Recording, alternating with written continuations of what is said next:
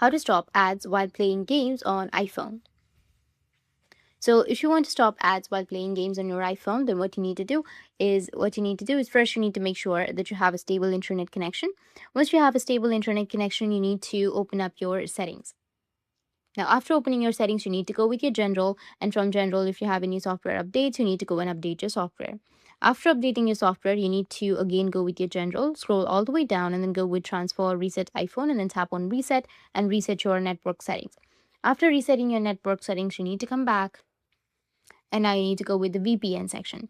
So go and turn on VPN in order to block ads. Many VPNs block ads. You need to go and find the specific provider who will stop the ads or block the ads. You can go and connect to a VPN, or if that doesn't fix your problem, then you can just simply go back and then you can open up your App Store or your Play Store. Go with search and search for ad blockers. You can go and select any ad blocker that you're comfortable with. Go and install the application, and it will block ads or stop ads while playing games on your iPhone. That's it. And if you have any questions, feel free to comment below. Thanks for watching.